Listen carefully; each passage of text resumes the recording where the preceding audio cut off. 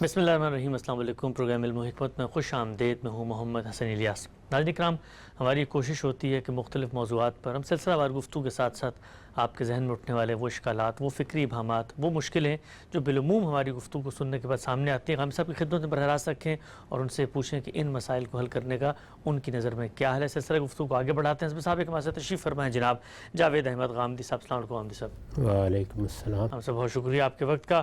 سلسلہ وار گفتگو آپ سے ہم نے کی کئی موضوعات پہ، اس پر ہمیں سوالات موصول ہوئے ہیں۔ پہلے سوال سے آغاز کر دیتے ہیں۔ یہ بتائیے گا، مدرسہ فراہی کا منہاج زیر بحث آیا، بیان کیا آپ نے کہ قرآن مجید ہے، اور جس وقت قرآن مجید پر غور و فکر کے آپ لوگوں کے اصولوں کا مطالعہ کرتے ہیں تو وہ نظم قرآن کی بڑی اہمیت سامنے آتی ہے۔ سوال یہ کیا گیا ہے کہ مدرسہ فراہی میں نظم قرآن کو بڑی اہمیت دی جاتی ہے۔ سوال یہ ہے کہ یہ نظم صرف سورہ کے اندر کی آیات کا ہے یا ایک سورہ دوسری سورہ کے موضوع سے بھی متعلق ہے؟ اس میں پہلے تو میں یہ وضاحت کر دوں کہ مدرسہ فراہی میں قرآن کو اصل کی حیثیت حاصل ہے اور ہم نے اسی پر گفتگو کی ہے۔ باقی سب چیزیں اپنی جگہ پر موجود ہیں، یعنی رسالت مآب صلی اللہ علیہ وسلم نے جو چیزیں سنت کی حیثیت سے جاری کی ہیں وہ ہمارے لیے سنت ہیں، ان پر ہم عمل پیرا ہوتے ہیں۔ اسی طریقے سے رسول اللہ صلی اللہ علیہ وسلم کا جو علم منتقل ہوا ہے اور اسے ہمارے ہاں روایات کے ذریعے سے منتقل کیا گیا ہے، اس کو ہم اپنا سرمایہ سمجھتے ہیں۔ وہ ذخیرہ فی الجملہ مسند ذخیرہ ہے، اس سے رجوع کرتے ہیں، علم حاصل کرتے ہیں، جس طرح بعد کے اہل علم سے علم حاصل کرتے ہیں۔ اصل کی حیثیت کس چیز کو حاصل ہے، یہ بات ہے جو بڑی وضاحت کے ساتھ میں نے بیان کرنے کی صحیح کی ہے، اور اس سلسلے میں اصل بحث بھی یہی تھی کہ اگر کسی ایک مدرسہ فکر کو آپ دیکھیں تو جو چیز اس کے پورے فکر پر اثر انداز ہوتی ہے وہ یہ فیصلہ ہے کہ اصل کیا ہے۔ سب چیزیں آپ کے سامنے آئیں گی، ان میں بنیادی حیثیت کس چیز کو حاصل ہے، اس میں نے یہ کہا تھا کہ ہمارے ہاں بنیادی حیثیت قرآن مجید کو حاصل ہے۔ وہ میزان ہے، وہ فرقان ہے، وہ قول فیصل ہے، وہ حکم ہے، اور اسی کو ہم پچھلے سلسلہ کتب کے لیے بھی مہمن مانتے ہیں اور اپنے لیے بھی کسوٹی مانتے ہیں۔ رسالت مآب صلی اللہ علیہ وسلم کے بعد آپ کے زمانے میں جو کچھ بھی علم وجود میں آیا، وجود میں آئے گا، قرآن مجید ہی اس میں فیصلہ کن ہوگا۔ آپ کے سوال کا جواب یہ ہے کہ نظم اللہ تعالیٰ نے پیدا کیا ہے۔ کیسے پیدا کیا ہے؟ یعنی قرآن مجید میں جملے الگ الگ نہیں ہیں، ایک باقاعدہ کلام ہے جس کو ہم اسی طرح دیکھتے ہیں جس طرح کہ کسی کلام کو دیکھا جانا چاہیے۔ یعنی میں گفتگو کر رہا ہوں تو یہ الگ جملے نہیں ہیں جو میں بول رہا ہوں، کلام کر رہا ہوں، یعنی ایک باقاعدہ مدعا کو سامنے رکھ کر آپ کے سوال کا جواب دے رہا ہوں۔ قرآن مجید میں بھی ایسے ہی ہے، کلام وجود میں آیا ہے۔ کلام ظاہر ہے کہ سیاق و سباق رکھتا ہے اپنا، تو نظم کی ابتدا اس سیاق و سباق سے ہو جاتی ہے۔ اس کے بعد اگلی چیز یہ سامنے آتی ہے کہ قرآن مجید میں صرف کلام ہی نہیں ہے بلکہ خود اللہ تعالیٰ نے، یعنی میں نے، آپ نے یا کسی اور نے نہیں، بلکہ خود اللہ تعالیٰ نے اس کلام کو صورتوں کی صورت دے دی۔ یعنی جس طرح سے ہم کوئی کتاب لکھتے ہیں تو اس میں ابواب قائم کر دیتے ہیں، فصول قائم کر دیتے ہیں، تو اللہ تعالیٰ نے اس میں صورتیں اور صورتوں میں قرآن مجید کو منظم کرنے کا طریقہ اختیار کیا ہے۔ اب ظاہر ہے کہ صورت اللہ تعالیٰ کی قرار دادہ ہے تو صورت کی کوئی وحدت ہوگی، اس کا کوئی مضمون ہوگا، اس میں ظاہر ہے کسی چیز کو سامنے رکھ کر سورہ بنائی گئی ہے۔ اس کو سمجھنا، جاننا، یہ تیسرا مرحلہ ہے۔ یعنی پہلے آپ نے الفاظ کو دیکھا، جملوں کو دیکھا، ان کی تعلیف کو دیکھا، اس کے بعد آپ نے سیاق و سباق کو دیکھا، اس لیے کہ اللہ نے اس کو کلام کی صورت میں صادر کیا ہے، پھر سورہ کو دیکھا۔ اور صورتیں قرآن مجید میں خاص ترتیب سے رکھی گئی ہیں۔ اس ترتیب کا پورا راز اب واضح ہو گیا ہے۔ اس سے پہلے عام طور پر یہ خیال کیا جاتا تھا کہ کچھ بڑی صورتیں پہلے رکھ دیں، کچھ متوسط صورتیں درمیان میں رکھ دیں۔ اس طرح نہیں ہے، بلکہ ایک نہایت غیر معمولی ترتیب دی گئی ہے کہ ان تمام صورتوں کو مسنا مسنا کر کے، جوڑا جوڑا کر کے پیئرز کی صورت میں مرتب کیا گیا ہے۔ پھر یہ کہ ان کو 7 ابواب میں تقسیم کر دیا گیا ہے، اور ان ابواب میں بھی ایک خاص ترتیب ملحوظ ہے جس میں بات ایک جگہ سے شروع ہوتی ہے اور ایک خاص جگہ تک پہنچتی ہے۔ اس کا لازمی نتیجہ یہ ہے کہ اب قرآن مجید کو ان سارے مراحل میں دیکھا جائے، اسی کو ہم ایک لفظ نظم قرآن سے ادا کر دیتے ہیں۔ تو اس میں سورہ کا داخلی نظم، پھر خود صورتوں کا باہمی نظم، اور پھر پورے قرآن کا کتاب کی حیثیت سے نظم، یہ سب چیزیں اسی ترتیب سے اسی طرح زیر بحث آتی ہیں، اور ہمارے ہاں جب بھی کوئی رائے قائم کی جاتی ہے وہ ان سارے مراحل سے گزرنے کے بعد قائم کی جاتی ہے۔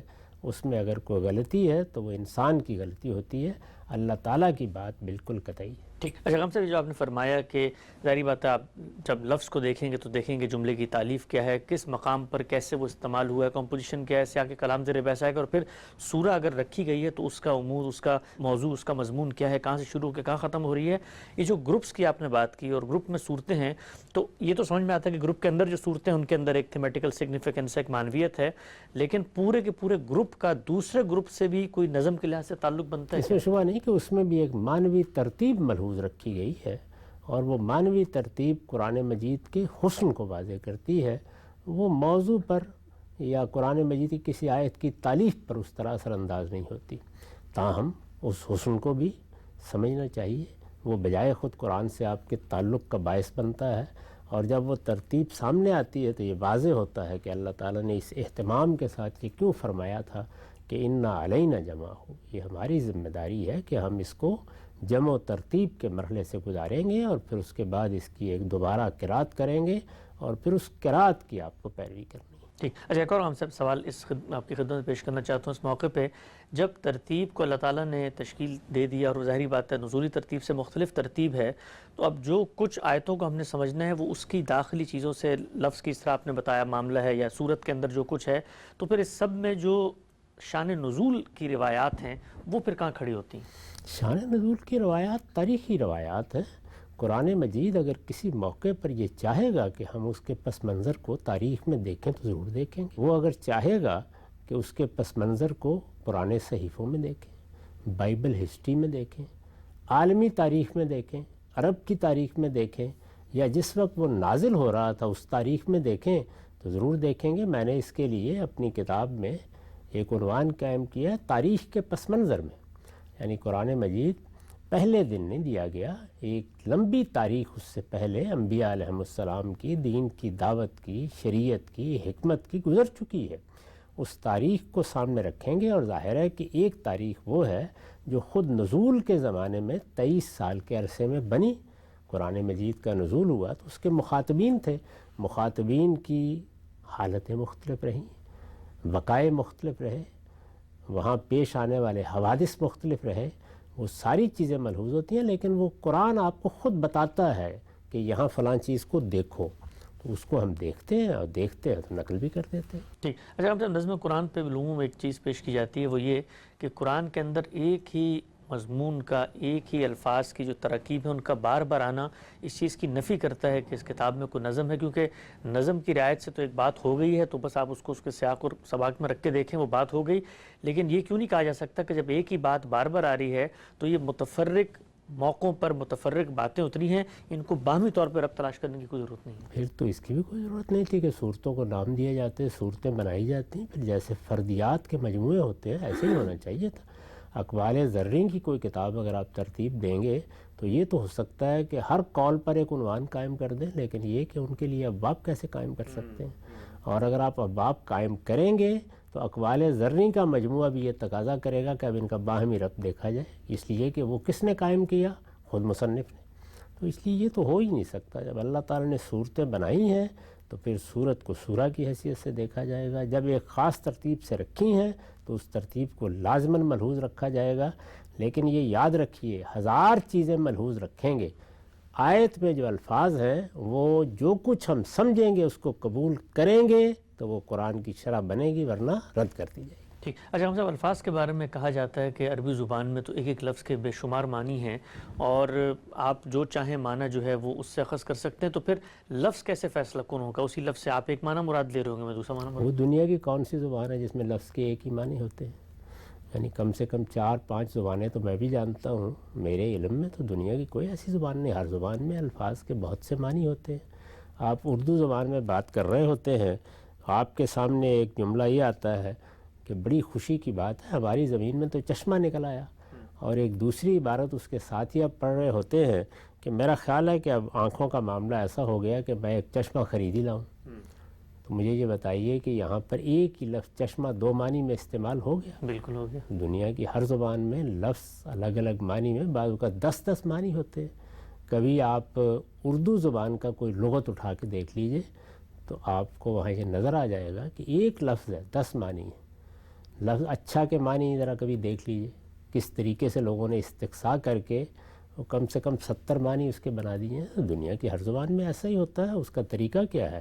یعنی آپ جملہ دیکھتے ہیں، تعریف دیکھتے ہیں، آپ موقع دیکھتے ہیں، آپ محل دیکھتے ہیں، آپ سیاق سباق دیکھتے ہیں، اس کے بعد متعین ہو جاتا ہے. اسی وجہ سے تو ہم اس بات پر اصرار کرتے ہیں کہ الفاظ کی الگ نوعیت متعین کر کے، الفاظ کی وہ الگ نوعیت بالکل ٹھیک ہے، الفاظ مشترک بھی ہوتے ہیں، محکم بھی ہوتے ہیں، ظاہر بھی ہوتے ہیں، خفی بھی ہوتے ہیں، مشکل بھی ہوتے ہیں، لیکن ان کی یہ الگ نوعیت متعین کر کے بات نہیں شروع کی جاتی، بلکہ جب لفظ کلام کا حصہ بنتے ہیں تو سب کے سب قطعی دلالہ ہو جاتے ہیں.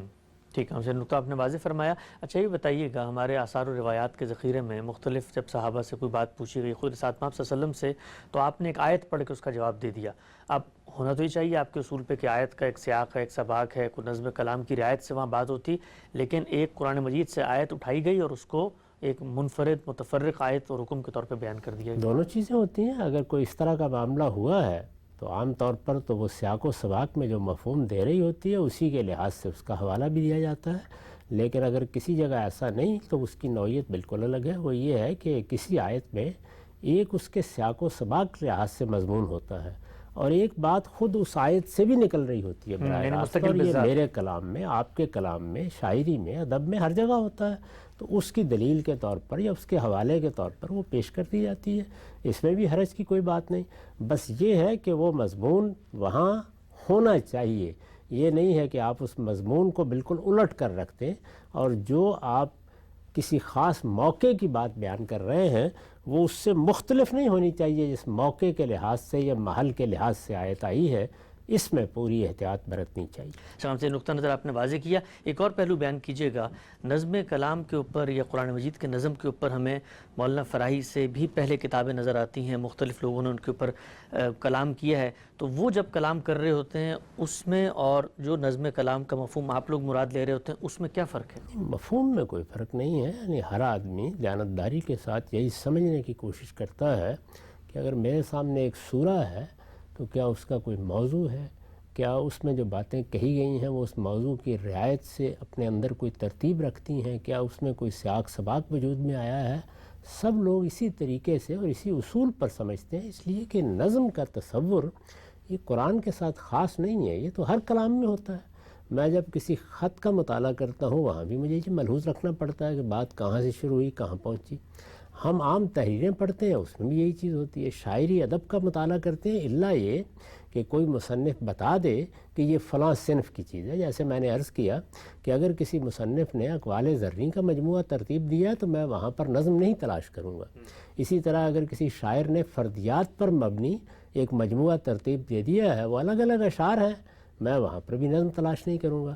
اسی طرح سے مجھے یہ معلوم ہے کہ ادب میں غزل کی صنف میں یہ ملحوظ نہیں ہوتا کہ وہاں ایک شعر دوسرے شعر کے ساتھ مضمون کے لحاظ سے مربوط ہو، تو وہاں بھی میں نہیں کروں گا.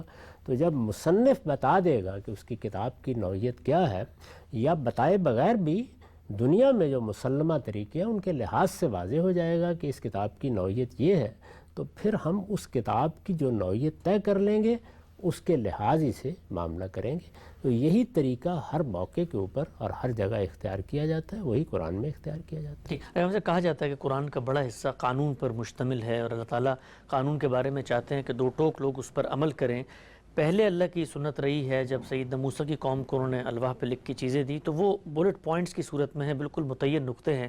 ہم آج کل بھی دیکھتے ہیں زندگی میں جج جب فیصلہ لکھتا ہے تو وہاں وہ یہ نہیں کہتا کہ آپ مثال کے طور پہ نظم کی رعایت سے اس سے جو مفہوم اخذ کریں وہ آپ یہاں لے لیں، بلکہ ٹو دا پوائنٹ کسی قانون پر جب آپ نے عمل درآمد کروانا ہے تو اس کو بالکل پریسیجن کے ساتھ ہونا چاہیے، کسی اور چیز پہ ڈیپینڈنٹ نہیں ہونا چاہیے.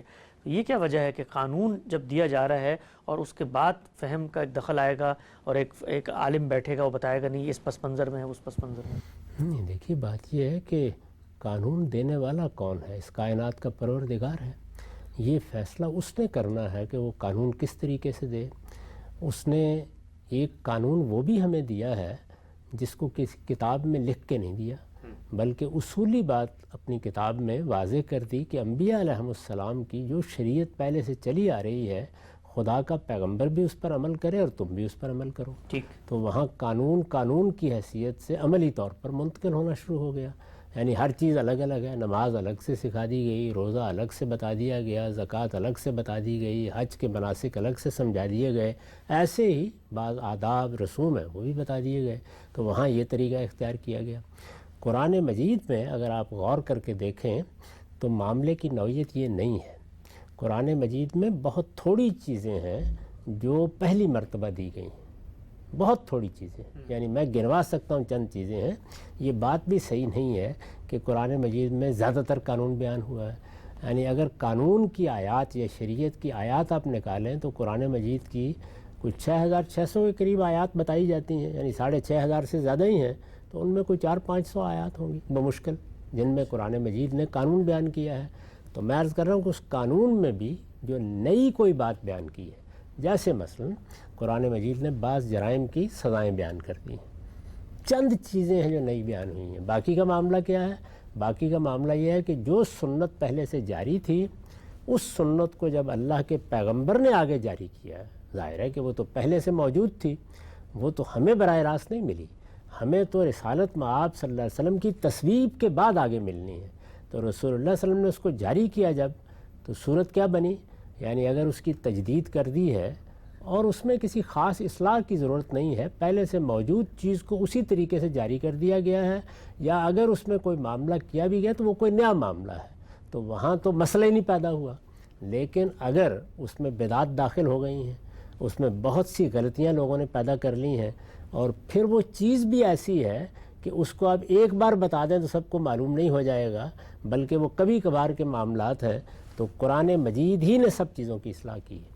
تو اس طرح قانون پہلی مرتبہ زیر بحث نہیں آیا، یعنی ابتداً زیر بحث نہیں آیا، بلکہ جو قانون انبیاء علیہ السلام کا جاری تھا یا رسول اللہ نے اس کو جاری کر دیا، اس پر باقاعدہ پھر بحث ہوئی ہے کہ اس کی نوعیت کیا ہے۔ اس کو چند مثالوں سے سمجھ لیجئے۔ طلاق کا طریقہ پہلے سے عربوں میں جاری تھا، انبیاء علیہ السلام کے ہمیشہ سے علیحدگی کا ایک طریقہ رہا ہے۔ عربوں کے ہاں بھی طلاق کے کم و بیش وہی قوانین تھے جو اب ہم دیکھتے ہیں، لیکن جس طرح اب رسول اللہ صلی اللہ علیہ وسلم کے بعد لوگوں کے فہم نے کچھ سے کچھ معاملے کو بنا دیا ہے، یعنی طلاق کے معاملے میں غلطیاں ہی غلطیاں ہوتی چلی جاتی ہیں، تو اب اس کی اصلاح کریں گے۔ طلاق کوئی روزمرہ کی چیز نہیں ہے، آپ کو کبھی پیش آ گیا معاملہ، مجھے کبھی پیش آ گیا معاملہ، تو اس میں قرآن مجید نے یہ نہیں کیا کہ رسول اللہ صلی اللہ علیہ وسلم اس کی اصلاح کر دیں، بلکہ وہ ساری اصلاح قرآن نے خود کی ہے، اور 2 مرحلوں میں کی ہے۔ یعنی پہلے سورہ طلاق میں بالاجمال کی، اس کے بعد بقرہ میں یا بعض دوسرے مقامات پر پھر اس کی تفصیلات واضح کی ہیں۔ تو یہ تو کسی کتاب ہی میں ہو سکتا ہے، کیونکہ اگر آپ یہ کام نہیں کریں گے اس طریقے سے تو پھر تو بات لوگوں پر واضح ہی نہیں ہوگی، کیونکہ اب صورتحال کیا ہے؟ اب قانون دینے کا مرحلہ نہیں ہے، اب قانون کی وضاحت، اس کی شرح، اس پر پیدا ہونے والے اشکالات، اس کے فروع کے ساتھ اس کا تعلق دستیاں زیر بحث آ گئی ہیں، تو اس کو ایسے ہی زیر بحث آنا چاہیے۔ اسی کے نتیجے میں اور بہت سے فوائد حاصل ہوئے ہیں۔ یہ پتہ چلا ہے کہ قانون کو سمجھا کیسے جاتا ہے، یہ معلوم ہوا ہے کہ اس کا فروع سے تعلق کیسے پیدا کیا جاتا ہے، یہ واضح ہوا ہے کہ اگر کسی موقع پر کوئی چیز شارع نہیں بیان کرتا تو اس خلا کو پورا کیسے کیا جاتا ہے اور اس میں حکمت کیا ہوتی ہے۔ تو ایسی 10 چیزیں ہیں جو قرآن کے اس اسلوب میں بیان کرنے ہی سے سمجھ میں آئی ہیں، ورنہ تو ہمارے ہاں جتنا بھی فقہا کا کام ہے اس کی کوئی بنیادی نہ ہوتی۔ تو میں تو ہمیشہ یہ کہتا ہوں کہ یہ ہمیں اللہ تعالیٰ نے خود سکھایا ہے، اور اللہ کے پیغمبر نے اپنے طریقے سے سکھایا ہے کہ ہم اس کے دین پر غور کیسے کریں۔ گویا غور کرنے کا طریقہ بھی اللہ کا اپنا سکھایا ہوا ہے، اور جگہ جگہ اس کی مثالیں پیش کی جا سکتی ہیں۔ یعنی وہاں پر صرف پیش نظر یہ نہیں کہ قانون دے دیا، بلکہ جو آپ نے پہلو بتائے، اس میں ایک اور پہلو بھی عام صاحب کہ قانون کو، اور جب قانون ہم چیز بیان کرتے ہیں، ظاہری بات ہے میراث کا قانون بیان ہوا ہے تو اس میں ریشوز ہیں، وہ عام طور پر ایک بالکل سیدھے کاغذ پہ آپ 1 2 3 بلٹ پوائنٹس، لیکن اس کو ایک ادبی آہنگ، ایک زبان کی جس کو آپ کہتے ہیں پیراہن، اور پھر اس کے اندر موسیقیت، روانی، قوافی، اس میں بیان کرنا بھی تو ایک کتاب کا معجزہ سامنے آ گیا. یہ تو اعجاز ہے اللہ تعالیٰ کا، یعنی اور قانون بھی بیان ہوا ہے تو اس میں جو زبان استعمال کی گئی ہے، جو ادبی اسالیب ملحوظ رکھے گئے ہیں، جس طرح اسے سیاق سباق سے مربوط کیا گیا ہے، جس طرح اس میں وہ مواقع رکھے گئے ہیں جو محل تدبر بنا دیں اس کو، وہ تو آپ گھنٹوں بیان کرتے رہیں. قرآن مجید کا عجیب معجزہ ہے. یعنی قرآن مجید جب یہ کہتا ہے بعض موقعوں پر کہ قرآن اپنے قرآن ہونے پر خود گواہ ہے، تو اس کے 10 پہلو ہیں. اس میں ایک بہت بڑا پہلو یہ بھی ہے کہ جیسے ہی آپ اس کو سمجھنا شروع کرتے ہیں تو یہ حیرت انگیز چیز سامنے آتی ہے کہ لا تنقضی عجائب ہو، یعنی یہ قرآن مجید تو ایک عجائب خانہ ہے، علم کا، فکر کا، دلالت کا، چیزوں کے فہم کا، تربیت کا. یہ کمال کی کتاب ہے. یہ کتاب از آسمان دیگر است. ٹھیک ہے سر، آگے بڑھاتے ہیں سلسلہ گفتگو کو. یہ بیان کیجیے گا جب یہ کہا جاتا ہے کہ قرآن مجید ہی اپنے بعض مقامات کے دوسرے مقامات سے وضاحت کر دیتا ہے، القرآن یفسر بعضہ بعض، اس سے کیا مراد ہوتی ہے؟ جب نظم میں ہم نے آیت پہ رہنا ہے، سیاق پہ رہنا ہے، سورہ پہ رہنا ہے، تو پھر ایک آیت کو سمجھنے کے لیے باقی قرآن کی طرف التفات کیوں ضروری ہے؟ اس میں 10 چیزیں ہیں جو اسی طرح واضح ہوتی ہیں. مثال کے طور پر ہم غور کر رہے ہوتے ہیں ایک چیز کے بارے میں، وہاں ایک لفظ ہے، ایک خاص پہلو سے استعمال ہو گیا، ساتھ لغت تو نہیں آپ کے ہاتھ میں پکڑایا گیا. تو اب اس لفظ کو اس خاص پہلو سے سمجھنے کے لیے آپ کو تدبر کرنا ہے. تو اس تدبر کی رہنمائی کہاں سے حاصل ہوگی؟ یہ آپ جب مختلف جگہوں پر اس لفظ کو استعمال کرتے ہوئے دیکھیں گے تو وہ چیزیں آپ کے سامنے آنی شروع ہو جائیں گی. یعنی اس میں یہ پہلو ہے، اس میں وہ پہلو ہے، اس طرف سے نگاہ کرنی چاہیے، ادھر سے دیکھنا چاہیے، اس طرح سمجھنا چاہیے. تو یہ ایک پہلو ہوا. اسی طرح لفظ کے بعد جملہ بننا ہے. اب جملے کی تعریف میں ایک خاص ندرت، خاص اعجاز ہوگا. اس ندرت اور اعجاز کو آپ اپریشیٹ نہیں کریں گے تو آپ کلام کا حسن نہیں سمجھ سکیں گے. تو مختلف جگہوں پر وہ جملے کی تعریف میں معمولی تبدیلیاں ہو جائیں گی، جیسے میزان فرقان والی بات، جیسے میزان اور فرقان میں ہوا. اب وہ اتنے پہلوؤں سے وہ تبدیلیاں ہو جائیں گی کہ ان تبدیلیوں کی وجہ سے آپ کا ایک ذوق بن جائے گا کہ یہ بات ایسے آئے گی تو اس کا مدعا یہ ہوگا. اور پھر اس کے بعد آپ اصل میں جا کے لا کے دیکھیں گے تو معلوم ہوگا کہ اس طرف آپ کی توجہ ہی نہ ہوتی جس کو قرآن نے اس طرح آپ کو متوجہ کر دی. کوئی بیٹھ کے تو نہیں بتائے گا نا کہ یہ لفظ کو ایسے دیکھیے، تالیف جملہ کو اس طرح دیکھیے. تو قرآن اس تصریف کے ذریعے سے اس ایسے دیکھیے کو نمایاں کرتا ہے. اچھا، تاکہ تاکہ آپ تدبر کریں، بار بار دیکھیں تو یہ چیز واضح ہو جائے. اسی طرح سیاق سباق کو دیکھنا ہے، نظم کو دیکھنا ہے. بارہا ایسا ہوتا ہے کہ ہماری توجہ نہیں ہوتی اس جانب، تو کسی دوسری جگہ وہی بات جب وہ بیان کرے گا تو وہاں پر اس زاویے سے بیان کر دے گا کہ ادھر توجہ ہو جائے گی. اب دیکھیے نا، مثال کے طور پر قرآن مجید نے کہا کہ کان الناس امۃ واحدہ، لوگ ایک ہی امت تھے، ان کا دین ایک ہی تھا. لیکن کیا ہوا اس کے بعد آگے کچھ نہیں کہا. فبعث اللہ النبیین، تو اللہ نے نبی بھیجے. یہاں صاف معلوم ہوتا ہے کہ لوگ ایک ہی امت تھے یا ان کا ایک ہی دین تھا، تو اگلی بات کا کیا تعلق ہے؟ تو آپ دیکھیے سورہ توبہ میں جب یہی مضمون آیا ہے تو وہاں پر واضح کر دیا ہے کہ پھر لوگوں میں اختلاف ہوا. تو اس طریقے سے جو قرآن کے اعجاز کے پہلو ہیں وہ دوسرے مقامات پر اس طرح واضح ہوتے چلے جاتے ہیں. اسی لحاظ سے اگر آپ دیکھیں تو قرآن مجید اپنی زبان کا ایک بہت بڑا نمونہ بن جاتا ہے. یعنی اس نے الفاظ کیسے استعمال کیے ہیں، الفاظ کو اٹھا کر بلند کیسے کر دیا ہے، کسی چیز کو کس طرح اپنے عرف میں تبدیل کر دیا ہے، کوئی چیز کس طرح ایک اصطلاح بن کے سامنے آ گئی ہے. تو یہ تمام چیزیں جتنی ہیں وہ قرآن کے اس اسلوب کی وجہ سے سامنے آتی ہیں. اور یہ بات بھی ٹھیک نہیں ہے جو لوگ عام طور پر کہہ دیتے ہیں وہ ایک سرسری مطالعے سے کہ قرآن مجید میں تکرار ہے. قرآن مجید میں ایک آیت بھی ایسی نہیں جس کی تکرار ہوئی. اچھا، وہ اصل میں ہر جگہ معمولی فرق کے ساتھ یا بڑے فرق کے ساتھ ایک مختلف سیاق و سباق میں مختلف مضمون کو مربوط کرتی ہوئی آتی ہے. تو اس کے اوپر جب تدبر آپ کرتے ہیں تو یہ اعجاز اور اعجاز دونوں واضح ہوتے ہیں. اچھا، ہم سے ایک اور ضمنی پہلو میں پوچھنا چاہتا ہوں، وہ یہ ہم نے دیکھا ہماری امت کے اندر ظاہری بات ہے جس طرح مدرسہ فرعی نے ایک منہاج بنایا قرآن مجید کو اور پھر اصول وضع کی، اس میں نظم ایک شاکلید اور سرشتے کی حیثیت رکھتا ہے. لیکن بہت بڑے پیمانے پر مفسرین نے ترجمے کیے، تفاسیر لکھی، لوگوں کو قرآن مجید پہنچایا اور اس میں اس رعایت کو ملحوظ نہیں رکھا. اس کے باوجود لوگوں نے قرآن مجید سے نہ صرف یہ کہ تذکیر حاصل کی یا دھیانی حاصل کی، اپنی زندگی میں اس کو مشعل راہ بنایا. تو نظم کے بغیر بھی لوگ قرآن پڑھتے ہیں اور ہدایت لے لیتے ہیں. میں تو اس بات کو تسلیم نہیں کرتا کہ لوگوں نے ملحوظ نہیں رکھا. وہ کون سا مفسر ہے کہ جس نے سیاق سباق کی رعایت نہیں کی؟ یعنی لوگ بیان کرتے ہیں اپنے طور پر، آپ کو ان کے فہم سے اختلاف ہوتا ہے، اور آپ جس سطح تک اس کو لے جاتے ہیں، جس طرح کہ میں نے اس کے مدارج بیان کیے، اس کا اہتمام عام طور پر لوگوں نے نہیں کیا ہے۔ اس سب کے باوس وہ اللہ کی کتاب ہے، ایک جملہ بھی آپ اٹھا لیں گے تو اس کے اندر ایک جہان معنی موجود ہے۔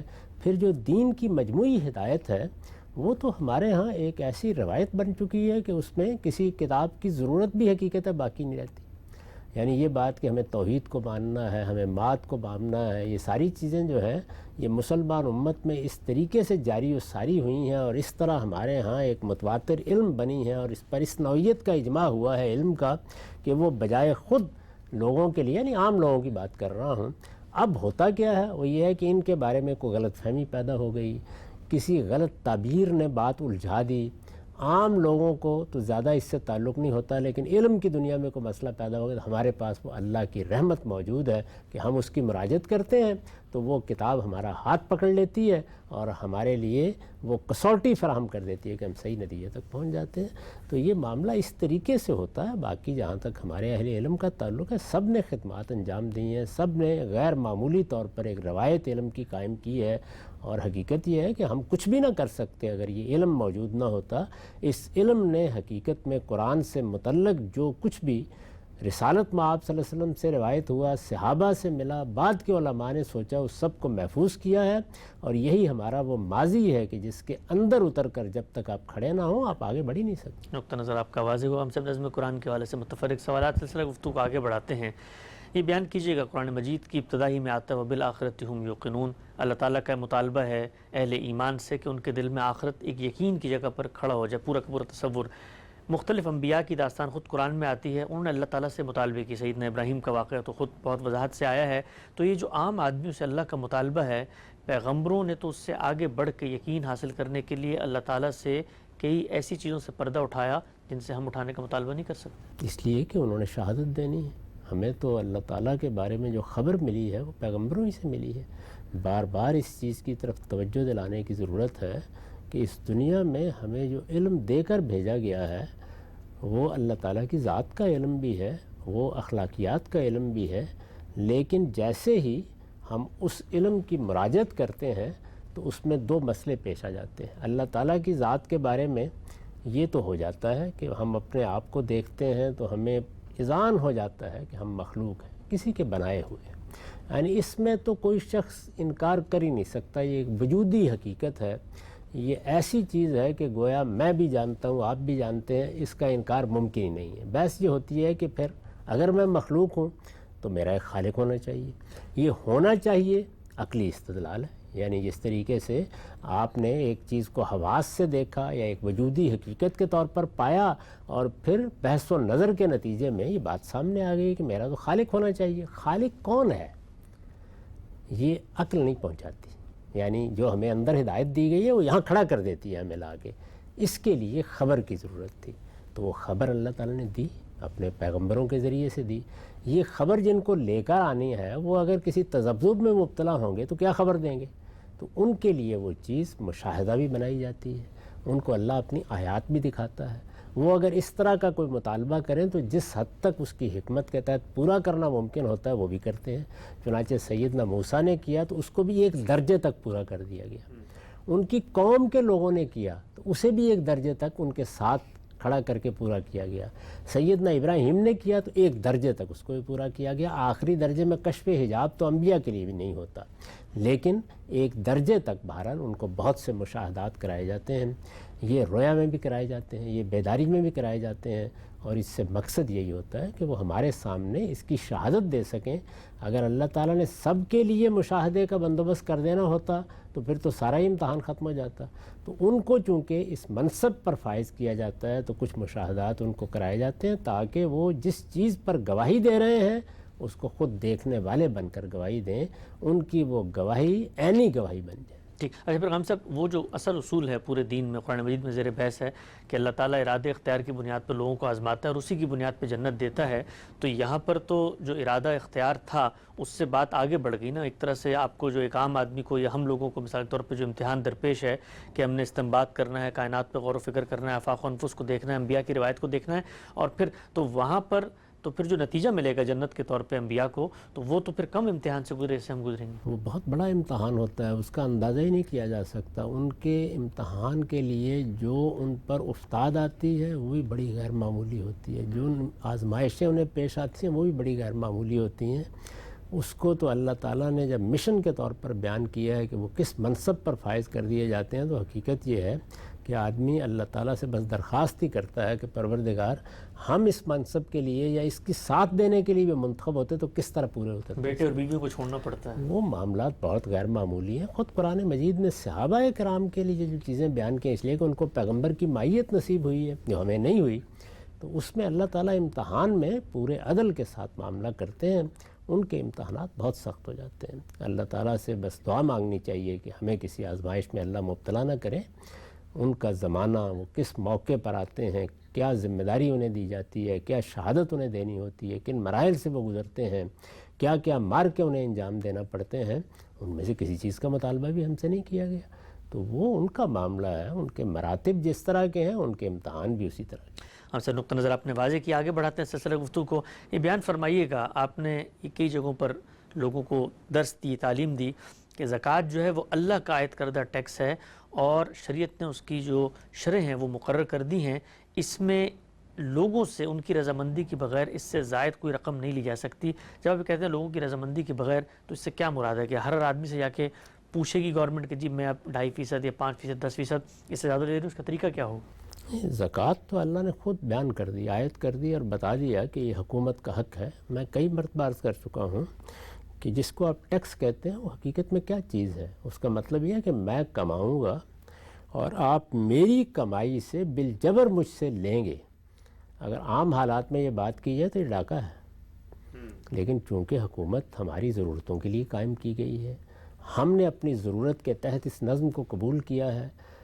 اللہ تعالیٰ نے جو قانون ضابطے ہمیں دیے ہیں اور ہماری فطرت میں ودیت کی ہیں، ان کی روح سے ہمیں چاہیے تھا کہ ہم خوش دلی سے کنٹریبیوٹ کرتے، جس طرح کے ڈونیٹ کرتے ہیں، لیکن حکومت کا نظم تو نہیں چلتا محض ڈونیشن پر، تو لازم ہوا کہ اس میں کچھ رقم لوگوں پر عائد کر دی جائے۔ کون عائد کرے؟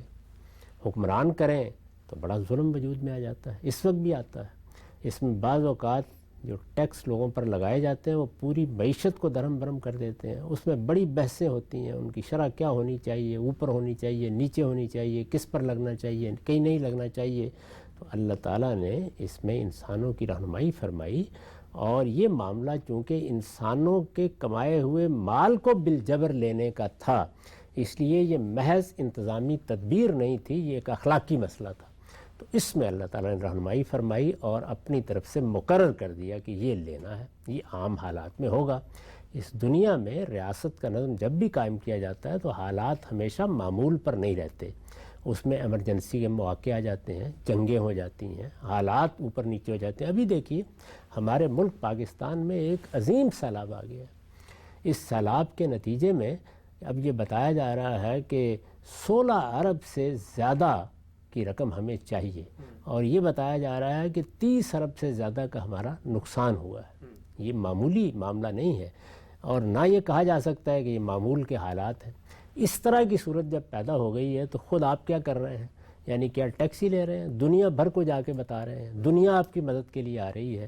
تو اس طرح کے بہت سے مواقع آ سکتے ہیں، چنانچہ اس کے لیے گنجائش رکھی گئی ہے، اور ہونی چاہیے کہ لوگوں کی رضامندی سے اگر کسی وقت زکوٰۃ کافی نہ ہو، اور پھر یہ سمجھ لیں کہ محض زکوٰۃ نہیں ہے، یعنی ساری زمین اور زمین کے خزائن، وہ یہ واضح ہے بالکل کہ وہ ریاستی سے متعلق ہے، اور وہ جس طرح چاہیں ان کی آمدنی سے فائدہ اٹھا سکتے ہیں، لیکن زکوٰۃ سے زائد اگر کسی وقت ضرورت پڑ گئی ہے تو پھر لوگوں کی رضامندی کے بغیر آپ نہیں لے سکتے، اس لیے کہ اگر لوگوں کی رضامندی کے بغیر ایمرجنسی میں بھی آپ کو لینے کا اختیار دیا جائے تو اس کے معنی یہ ہوں گے کہ پھر جبر کا دروازہ کھول دیا گیا۔ لوگوں کی رضامندی کیسے حاصل کرنی ہے؟ براہ راست بھی ہو سکتی ہے، لوگوں کی رضامندی ان کے نمائندوں کے ذریعے سے بھی ہو سکتی ہے۔ اس کے لیے کئی طریقے اختیار کیے جا سکتے ہیں، ان طریقوں کا فیصلہ بھی کس نے کرنا ہے؟ ان لوگوں نے کرنا ہے جن کی رضامندی ضروری ہے۔ تو یہ اصول ہے، کیونکہ ایمرجنسی کی گنجائش اگر نہیں رکھیں گے تو بالکل ایسے ہی ہے کہ جیسے اللہ تعالیٰ سارا دین ہمیں دے دیتے، نہ اس میں استرار کی گنجائش ہوتی، نہ اس میں کوئی استثناء ہوتا، نہ میرے اور آپ کے لیے کوئی رخصت ہوتی۔ تو یہ سب چیزیں وہاں رکھنا پڑی نا. عبادات تک کے بارے میں بتایا گیا کہ اس اصول پر وہاں رخصت ہو جائے گی. پھر رخصت کے مدارج بتائے گئے کہ اس طرح ایک کے بعد دوسرا قدم اٹھا سکتے ہو. اسی طرح حرمتیں، یعنی حرمتیں ظاہر ہے کہ اخلاقی بھی ہو سکتی ہیں، کھانے پینے کی بھی ہو سکتی ہیں. ان میں اگر کوئی مجبوری پیش آ جائے تو کیا کیا جائے؟ تو استرار کا قانون بیان کیا باقاعدہ، اور ہر جگہ بیان کیا، اور اس استرار کے قانونی پر فقہ فیصلے کرتی ہے یا ہم لوگوں کو مشورہ دیتے ہیں کسی موقع پر. تو یہ اصل میں استرار کے اصول ہوتے ہیں جن میں پھر بتانا پڑتا ہے کیا کیا جائے. تو کیا کیا جائے اس میں میں نے یہ لکھا ہے کہ لوگوں کی رضامندی حاصل کی جائے. لوگوں کی رضامندی کیسے حاصل کرنی ہے اس کے لیے لوگوں کو فیصلہ کرنا ہے. باقی تمام قوانین جس طرح لوگوں کی مرضی سے بنتے ہیں اسی طرح یہ قانون بھی بنے گا. لوگ اگر یہ کہیں کہ جی ہمارے ریپریزنٹیٹیو اگر یہ کہہ دیں پارلیمنٹ میں کہ آپ کو ٹیکس عائد کریں اور کوئی بل پاس ہو جائے تو ہم بھی راضی ہیں، تو پھر ٹھیک ہوگا. ظاہر ہے اگر لوگ کہہ دیں، لیکن میرا خیال ہے کہ لوگوں کو اگر حقیقی معنی میں تعلیم دی جائے تو پھر وہ اصرار کیا کریں گے. ان میں شعور پیدا ہوا تو وہ اصرار کریں گے کہ مختلف پارٹیاں پہلے بتائیں ہم کو ووٹ لینے سے پہلے کہ آپ ٹیکسیشن کے لیے کیا کریں گے. اگر کوئی ضرورت پیش آ گئی تو کیا ہے، تو اس کا نتیجہ کیا نکلے گا؟ پھر اختیار گویا اس طرح لوگوں کی طرف سے مل جائے گا. تو اس کی 10 صورتیں اختیار کی جا سکتی ہیں، لیکن اصول وہی ہے کہ یہ اختیار لوگوں کو دینا ہے. ٹھیک، ہم سب آگے بڑھاتے ہیں سلسلہ گفتگو کو. یہ بیان کیجئے گا کہ ایک دفعہ آپ سے اس پر گفتگو ہوئی، آپ نے فرمایا کہ جس وقت اللہ رسولوں کو بھیجتا ہے تو اپنے مشن کی تکمیل سے پہلے اللہ کی امان میں ہوتے ہیں. رسول کوئی ان کو قتل نہیں کر سکتا اور ان پر زیادتی نہیں ہو سکتی. جیسے آدم صلی اللہ علیہ وسلم کے 2 واقعات ہمارے سامنے آتے ہیں، آپ پر جادو ہوا اور اسی طرح سے غزوہ احد میں آپ کے دندان مبارک کو شہید کر دیا گیا. اگر رسول خدا کی امان میں ہوتے ہیں تو ان 2 موقعوں پر رسول کے اوپر ضرر کیسے واقع ہو؟ پہلی بات کا تو کوئی سوال ہی نہیں ہے. جادو کرنے کی کوشش کی گئی. ہمارے یہاں عام طور پر ہوتا یہ ہے کہ ایک رائی ہوتی ہے جس کو راوی حضرات پربت بنا دیتے ہیں اور پھر بات بڑھتی جاتی ہے یہاں تک کہ ناقابل حل معمہ بن جاتی ہے. تو کوشش کی گئی، چنانچہ اس کوشش کا لحاظ کرتے ہوئے اللہ تعالیٰ نے ہجرت کے سفر میں نے تو واضح کیا ہے کہ قرآن مجید کی آخری 2 صورتیں جو معوذتین ہیں یہ رسول اللہ جب ہجرت کر رہے ہیں تو اس موقع پر نازل ہوئی ہیں، اور اس میں آپ کو تعلیم دی گئی ہے کہ اب آپ جہاں جا رہے ہیں وہاں یہود ہیں، اور یہود کی دشمنی نسلوں کی دشمنی ہے، یعنی صدیوں کی دشمنی ہے. اس وجہ سے اس کا بڑا اندیشہ ہے کہ وہ ہر وار کریں گے، اور اس میں حاسدانہ وار بھی ہوں گے. اس میں جو اللہ تعالیٰ نے وار کرنے کے لیے انسان کو قوت صلاحیتیں دی ہیں ان کا ظہور بھی ہوگا، اور اسی طرح نفسی علوم کے ماہرین بھی ان کے ہاں بہت رہے ہیں. خود قرآن نے اس کی پوری تفصیل سنائی ہے کہ ان لوگوں کے ہاں تو سیدنا سلیمان کے زمانے سے بڑا شیوع رہا ہے نفسی علوم کا. تو قرآن مجید نے یہ بتایا کہ آپ اللہ سے دعا کریں. اس طریقے سے یہ بات واضح کر دی کہ کس کس نوعیت کا حملہ آگے ہونے والا ہے. چنانچہ اس طرح کے حملے ہوئے، اور چونکہ اللہ کی پناہ میں تھے، حضور یہ دعائیں کرتے تھے، اس لیے الحمدللہ کوئی اثرات نہیں ہوئے اس طرح کے. کوئی چھوٹی موٹی سرگرانی کی کیفیت کسی وقت ہو گئی ہو تو الگ بات ہے. باقی جو تفصیلات اس کی بیان کی جاتی ہیں وہ تو اللہ کے پیغمبر کو رجل مسحور بنا دیتی ہیں، اور قرآن مجید اس کی تردید کرتا ہے کہ کوئی پیغمبر نہ شاعر ہو سکتا ہے. یہ بات قرآن مجید نے اصول میں بیان کر دی ہے، اس لیے کہ شاعری تخیل کی کار فرمائی ہے. اللہ تعالیٰ یہ بالکل پسند نہیں کرتے کہ یہ صلاحیت بھی موجود ہو ان کے پیغمبر میں تاکہ دین میں تخیل کی آمیزش نہ ہو جائے کسی درجے میں. وہی آنی ہے اور یہاں آ کر اسی فیکلٹی کو استعمال کرنا ہے پیغمبر کو پیغام دینے کے لیے جہاں سے یہ سب چیزیں پیدا ہوتی ہیں. تو اس لیے فرمایا کہ ما علمنہ الشعر وما ینبغی لہ، معیار بنا دیا. کوئی آدمی شاعری کرتا نظر آئے تو آپ کہہ دیجئے کہ اللہ کا پیغمبر نہیں ہو سکتا. تو یہ بات ایک تو یہ سمجھ لینی چاہیے کہ شاعر نہیں ہو سکتا. دوسری بات جو بیان کی وہ یہ بیان کی کہ کوئی پیغمبر مجنون نہیں ہو سکتا، اس پر کوئی جنات کا اثر ہو جائے یا اس طرح کی چیز. عرب عام طور پر اسی معنی میں اس کو بولتے تھے، اس کا بھی کوئی امکان نہیں ہے. اور اسی طرح وہ رجل مسحور نہیں ہو سکتا، یعنی یہ نہیں ہو سکتا کہ اس کے اوپر کوئی جادو کر دے، کیونکہ جادو کے اثرات نفس پر ہوتے ہیں. اور یہاں پھر عرض کر دوں کہ وہ نفسی تو ہے کہ جو محبت بنتا ہے وہی کا پیغمبر کا. تو اس لیے یہ ساری چیزیں قرآن نے واضح کر دی ہیں. چنانچہ اس طرح کا کوئی معاملہ تو نہ ہوا نہ ہو سکتا ہے. روایتوں میں جو چیزیں آتی ہیں ان کے بارے میں سمجھ لینا چاہیے کہ اس میں اسی طرح رائی پربت ہو جاتی ہے. قرآن مجید کے ان سری نصوص کے ہوتے ہوئے اس کا کوئی امکان نہیں ہے. باقی رہ گئی یہ بات کہ کسی جنگ میں یا کسی موقع پر چلتے ہوئے کوئی بیماری آ گئی یا چوٹ لگ گئی یا کوئی حملہ ہو گیا اس نوعیت کا، تو اس کی نفی کرنے کی کوئی ضرورت نہیں ہے۔ اس میں کوئی نبوت میں قادر چیز نہیں ہے، اللہ تعالیٰ حفاظت فرما رہے ہیں، لیکن دنیا میں امتحان ہے، آزمائش ہے۔ یہ تو نہیں ہے کہ پیغمبر کو لوہے کا بنا دیا جاتا ہے، تو اس لیے یہ ان میں سے کوئی چیز بھی ایسی نہیں کہ اس پر اعتراض کیا جا سکے۔ اچھا غلام صاحب، قرآن مجید نے ایک سورہ کے اندر غزوہ احد کے بارے میں یہ کہا ہے کہ بھائی افإن مات أو قتل انقلبتم علی اعقابکم، تو وہاں پر تو اس امکان کو مان لیا گیا ہے کہ اگر رسول یہاں شہید ہو جاتے تو کیا تم پیٹ پھیر کے یہاں سے چلے جاتے؟ تو اب تو مشن بھی جاری ہے، سب کچھ ہے، تو پھر قرآن کیسے امکان کو مان رہا ہے کہ آپ؟ ظاہر ہے قرآن نے دونوں باتیں بالکل الگ الگ بیان کر دی ہیں۔ یہ کہ جہاں تک موت کا تعلق ہے تو کسی بھی طریقے سے آ سکتی ہے، پیغمبر کو کوئی قتل بھی کر سکتا ہے، ان پر حملہ آور بھی ہو سکتا ہے، کوئی بیماری بھی آ سکتی ہے، تکلیف بھی آ سکتی ہے۔ دوسری جگہ یہ بتا دیا ہے کہ اللہ تعالیٰ اپنے پیغمبروں کو غلبہ عطا فرماتے ہیں، تو قرآن میں کوئی تضاد تو نہیں ہوتا۔ اس وجہ سے اس کا جو نتیجہ ہے وہ ہم نے بیان کر دیا ہے کہ پیغمبر کو ایک مشن دیا جاتا ہے، جب تک وہ مشن کو پائے تکمیل نہیں پہنچا دیتا اللہ تعالیٰ اس کی حفاظت فرماتے ہیں۔ جب مشن مکمل ہو جاتا ہے تو اس کو قرآن نے اس طرح بیان کیا کہ فَإِذَا فَرَغْتَ فَانْصَبْ إِلَىٰ رَبِّكَ فَارْغَب، مشن مکمل ہو گیا، اب اللہ کی طرف رجوع کریں۔